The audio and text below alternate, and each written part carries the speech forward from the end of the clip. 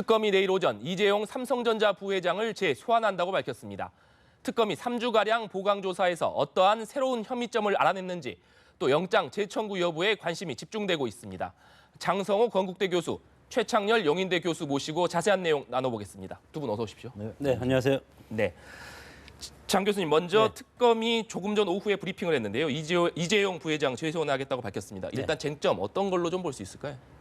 승마협회에서 최순실 씨, 정유라 씨한테 35억 정도 뇌물을 줬는데 이것이 대가성이 있냐 없냐 이거 아니겠습니까? 그래서 그것이 가장 큰 핵심인데 뇌물 경우가 검찰, 특검에서는 있다는 것으로 보는 것이고 삼성 측에서는 이것이 압박용이다. 압박으로 해서 우리가 달라고 해서 준 것이지 우리가 대가성을 노리고 준 것은 아니다. 이렇게 주장을 하고 대통령 입장에서는 이것을 또 포괄적으로 얘기하고 있지 않습니까? 그래서 지금 조합이 맞춰진 이런 상태에서 지난번에 구속영장을 기각한 것은 범죄 사실이 소명이 충분하지 않다. 물론 증거인멸 가능성도 없다 이렇게 봤기 때문에 기각을 했는데 이것을 다시 소환 조사를 그동안 한 사람들이 박원호 전 승마협회 전무, 또 최명진 모나미 승마단 감독, 유재경 주 미얀마 대사, 그리고 김종성 삼성 미래전략원 사장 이렇게 많은 사람들을 추가적으로 지금 소환을 했지 않았습니까? 그리고 내일 드디어 이제 이재용 부회장하고 박상진 삼성전자 사장, 이분이 대한승마협회 회장이고 그리고 황성수 전무는 대한승마협회 부회장입니다. 그래서 이분들을 내일 이제 다시 소환을 해서 뇌물 공여가 있다는 것을 입증하기 위한 그런 다시 재소환이라고 봅니다. 네, 최 교수님, 결국 이재용 부회장에 대한 조사는 역시 최순실 씨 그리고 박근혜 대통령에 대한 뇌물죄 수사와 연관돼 있다고 볼 수밖에 없을 것 같은데 지난번에 이 부회장에 관련된 그 구속영장이 기각되면서 그 부분에 대한 조사가 조금 좀 속도가 늦춰졌다 이런 평가들이 나오지 않았습니까? 결국 이번 이재용 부회장에 대한 재소환은 특검의 승부수다 이런 평가들이 나오고 있는데 어떻게 보십니까? 지금 장 교수님이 잘 설명을 해주셨는데 이재용 삼성전자 부회장에 대한 구속영장을 기각하면서 법원이 내세운 이유 중에 하나가 물론 증거인멸이라든지 도주의 우려 뭐 이런 얘기도 했습니다만 도주 우려가 없다라고 이런 이유도 있었지만 가장 중요한 게 뇌물수수 혐의자에 대한 수사가 미흡하다라는 거였거든요. 그게 바로 최순실 씨를 얘기하는 거죠. 박근혜 대통령의 대면 조사도 마찬가지긴 합니다. 그동안 이제 최 씨에 대한 여러 가지 수사를 보강을 하고 있었죠. 계속 지금 아까 뭐 설명한 것처럼. 또 하나 문제는 그 태블릿 PC 장시호 씨가 법원에 스스로 제출한 태블릿 PC 있잖아요. 거기 내용에 보면은 그 비덱 스포츠의 전신이 코레 스포츠와 이 삼성과의 어떤 자금 수수에 관련된 이메일 내용들이 잔뜩 들어 있었거든요. 거기에 그런 내용인데다가 그 황성수 전무하고 그 서로 이제 얘기했던 것들 이런 것들이 많이 증거로 나타났던 거예요. 아무튼 이제 이러한 것들을 보강을 하고 또 하나 이제 안정범 전 수석의 업무 수첩이 서로 나왔고 또 나왔잖아요. 그 이후에 그래서 이런 어떤 그 증거 자료들 등에서 이 최순 씨가 어떤 그 삼성과의 어떤 돈 관계, 그 최 씨 모녀를 지원한 대가로 이재용 삼성전자 부회장이 이 경영권 승계에 유리한 그런 것을 확립했다. 이걸 이제 특검이 의심하고 있는 거란 말이죠. 이 부분에 대한 수사가 대단히 보강됐다고 보고. 내일 다시 이재용 삼성전자 부회장을 소환을 해서 이 증거를 보강하고 그런 다음에 이번 주에 이제 이러한 것들이 잘 조사가 되고 자신감을 갖는다면은 특검이 다시 이 삼성전자 이재용 부회장에 대한 구속영장 청구를 결정할지 안 할지를 이번 주에 결정할 것 같습니다. 바로 이제 그 부분을 이제 들여다보고 있는 거라고 봐야죠. 네, 최 교수님께서도 방금 언급해 주셨지만 이규철 특검보가 이번 주 안에 이 구속영장 재청구 가능성이 있다라는 입장을 밝히기도 했습니다. 사실 지난번 기각된 이후에 3주 동안 금융위원회라든가 그 공정거래위원회 압수수색도 있었고요. 3주 동안 역시 특검이 보강 수사를 했다 이렇게 볼 수 있을 것 같은데 구속영장 청구 여부의 가능성 장 교수님께서는 어떻게 보십니까? 최근에 여러 가지 지금 청와대 갈등 기류도 상당히 특검이랑 있지 않습니까? 특검의 강공 분위기가 있는 것 같고 특히 최경희 이대 총장도 구속영장을 대청구하지 않았습니까? 그런 반열에서 보면 이재용 부회장에 대한 구속영장도 재청구할 가능성이 상당히 많아지지 않았나. 이렇게 보고 뭐 피의자로 지금 소환한다는 것 아니겠습니까? 그렇기 때문에 그동안 소환 조사했던 많은 사람들, 그러나 이것이 지난번에 기각이 됐기 때문에 이 법리에 대해서 과연 추가 참고 조사한 사람들로부터 새로운 팩트라든가 뭐 여러 가지 그런 사실적인 것들을 네. 밝혔는지, 그것이 구속영장을 청구하냐 마냐 아직은 결정하지 않았다고 보는데 청구할 가능성은 뭐 크다고 봅니다. 네, 최 교수님, 이 지금 현재 특검과 박근혜 대통령 간의 대면 조사 협의도 진척되지 않고 있는 상황이지 않습니까? 이런 상황에서 특검이 이재용 부회장을 재소환한다는 것은 결국에 박근혜 대통령에 대한 압박력 성격이 있다, 이런 관측도 나오는데 그 부분에 대해서는 어떻게 보십니까? 뭐 그런 보석도 우리가 부인할 수 없겠죠. 지금 특검이 아무튼 최종적으로 조준하고 있는 게 박근혜 대통령의 뇌물수수 혐의거든요. 대면 조사가 이루어져야지 뇌물에 대해서 어떤 그 피의 사실 입증에 나올 수가 있는 거란 말입니다. 지금 이제 대통령에 대한 대면 조사가 지난주에 일정 등을 이유로 해가지고 공개됐다라고 해가지고 언론에 유출됐다라는 네. 이유로 일단 그 대면 조사를 거부한 상황이거든요. 그러니까 지금 이재용 삼성전자 부회장을 소환해서 재소환해서 영장을 청구하고 이렇게 가는 건 결국은 대통령에 대한 대면 조사를 또 압박하는 그런 효과가 분명히 있어 보여집니다.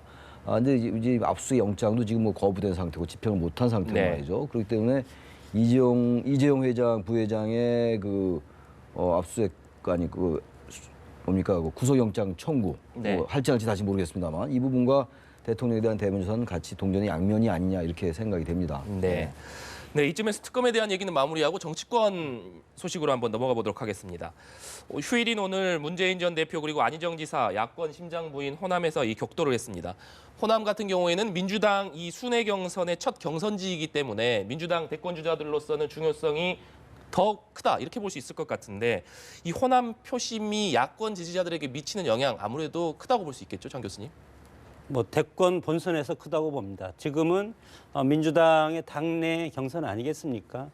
그렇기 때문에 오히려 지금 호남의 어떤 판세를 보면 국민의당을 비롯한 안철수 전 대표 이쪽 부분이 일정 부분 또 잠식하고 있는 상태고, 그리고 더불어민주당이 문재인 전 대표가 호남에 가서, 그리고 안희정 후보도 마찬가지로 미워도 다시 한번이라는, 그래서 다시 한번 지난 대선 때처럼 우리 민주당을 밀어달라, 정통 민주당을 밀어달라 이렇게 하기 때문에 상당히 지금 호남 지형을 놓고 국민의당과 민주당 간에 서로 지금 세력 확장 경쟁을 벌이고 있지 않습니까?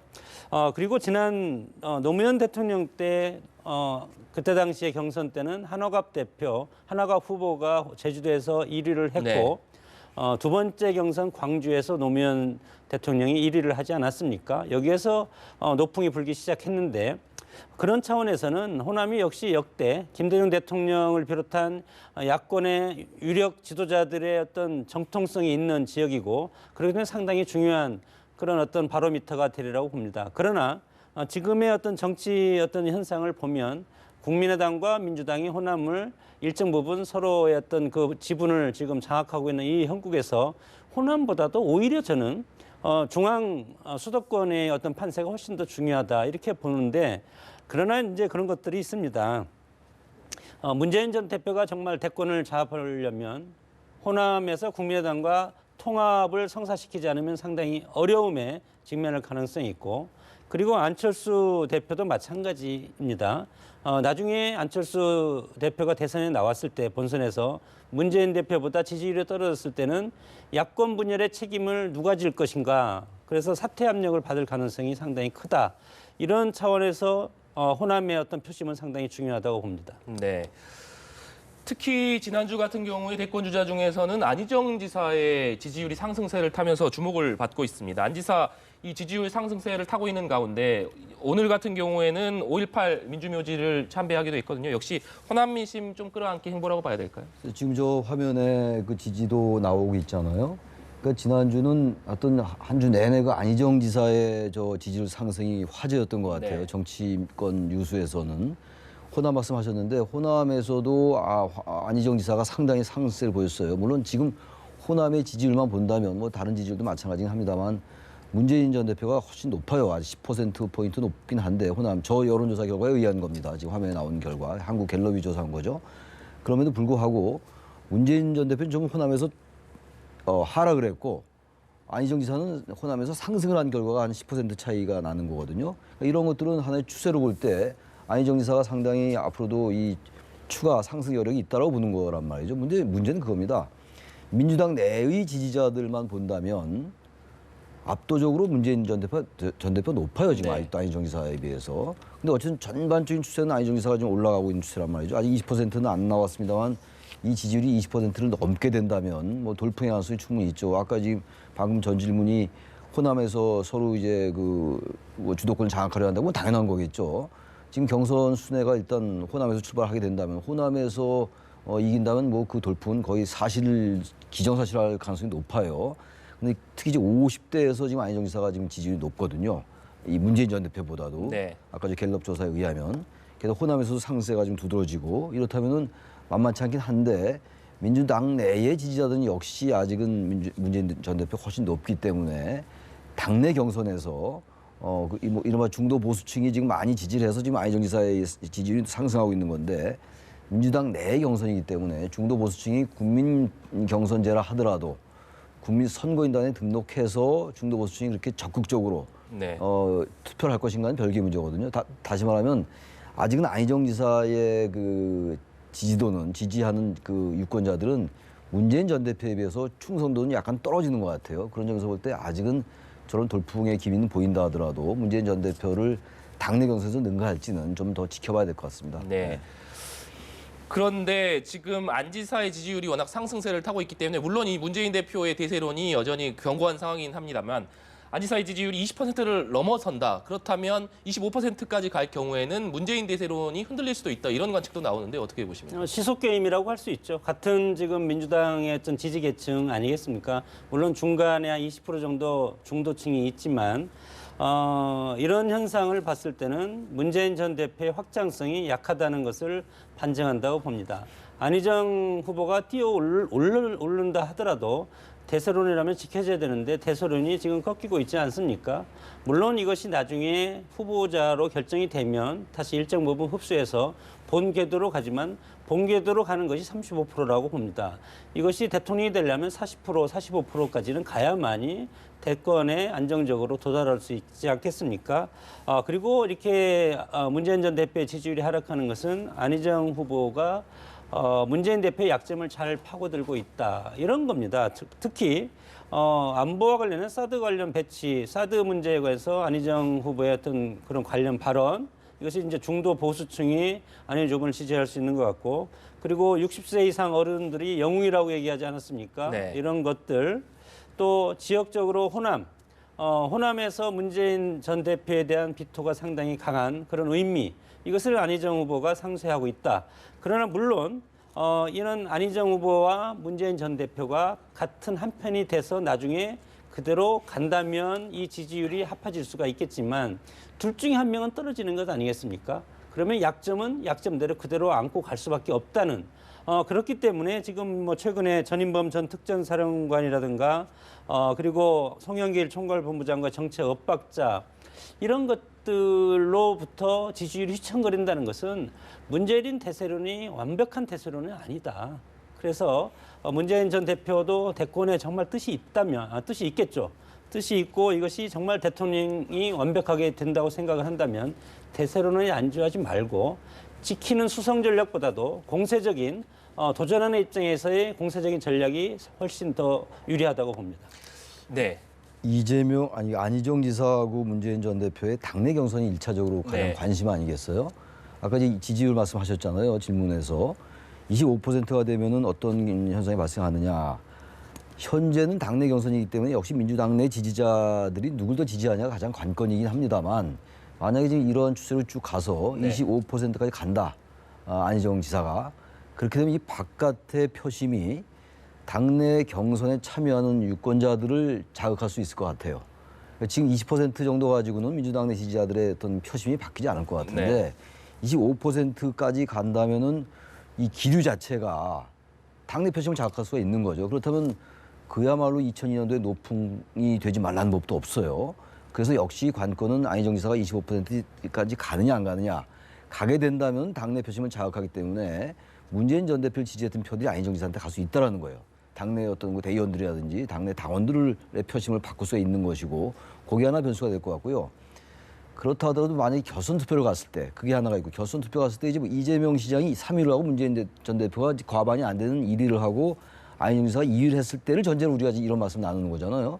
그럼 문재인 전 대표가 1위를 하고 이재명 시장이 3위를 했어요. 그럼 이재명 시장의 표가 어디 쪽으로 가냐가 중요할 거 아니겠어요. 근데 문재인과 이재명은 이 표의 성향이 좀 비슷해요. 네.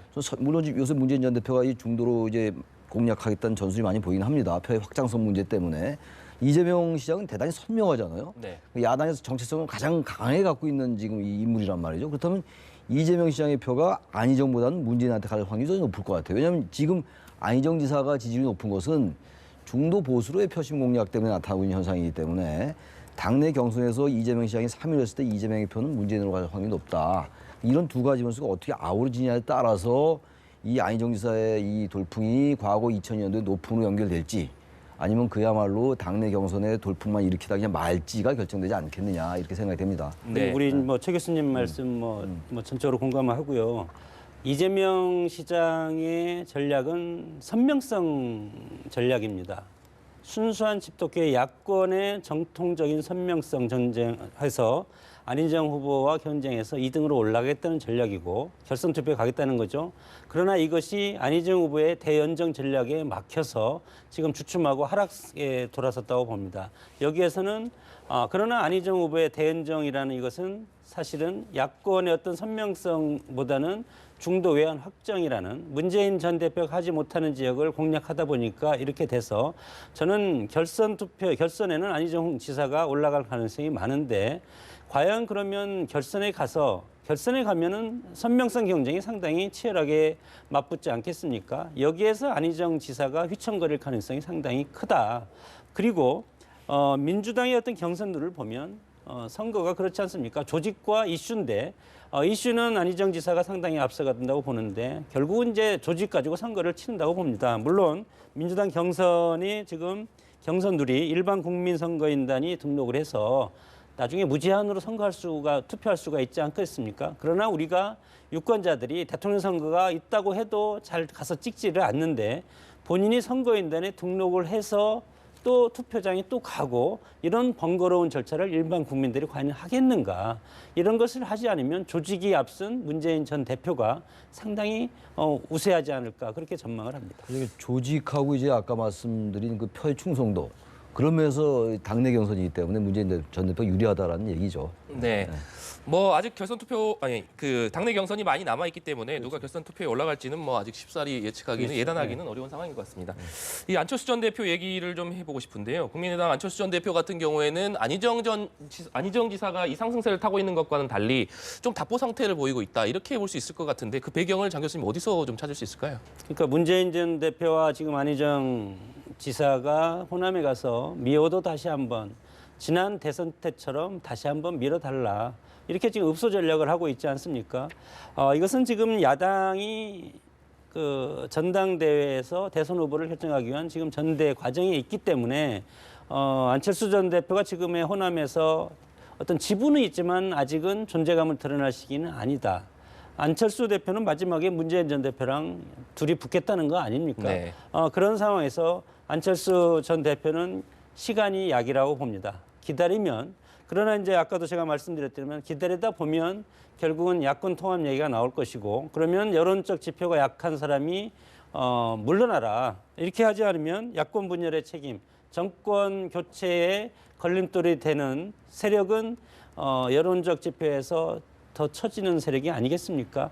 이런 때 갈등이 있다고 봅니다. 그때도 한 번 더 안철수 전 대표에 대한 위기론이 나올 텐데 그러나 정치인은 저는 자기가 끝까지 완주하겠다고 했으면 일단은 끝까지 완주하는 것이 정치인들이고 그리고 정당이라면 정당도 끝까지 대선 주자를 내서 대선 끝까지 완주하는 것이 올바른 정당 정치라고 봅니다.